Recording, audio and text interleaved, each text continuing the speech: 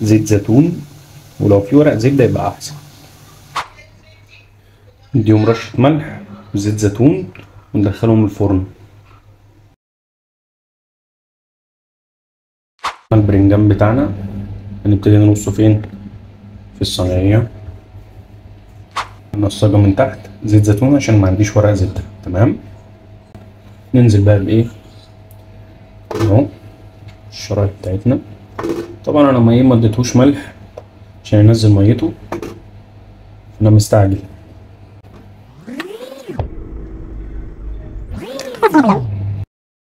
نروح مدينه ايه؟ زيت زيتون من فوق. تمام. حلو قوي كده.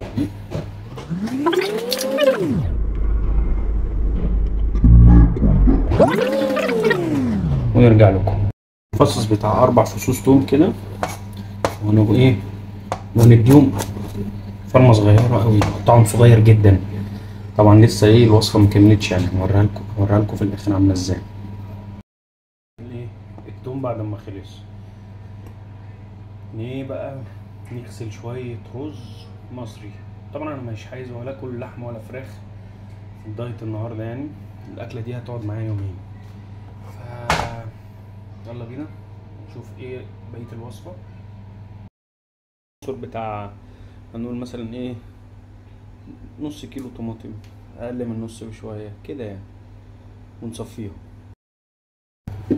طبعا الطماطم هنحمر التوم بقى في ايه؟ قليل من الزيت الزيتون، وننزل بالتوم عليه.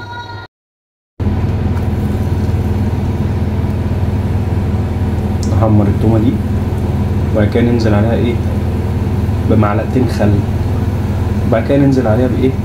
بالطماطم المعصورة.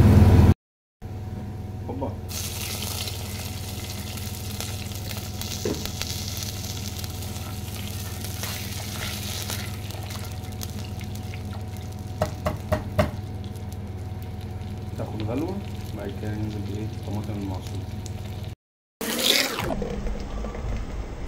وهتغلي 4 دقايق بالظبط.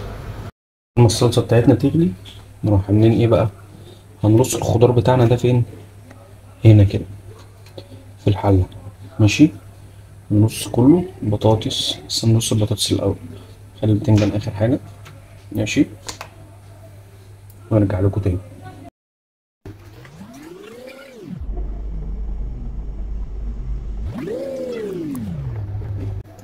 لوحة فنية، لوحة فنية. طبعا ايه بقى؟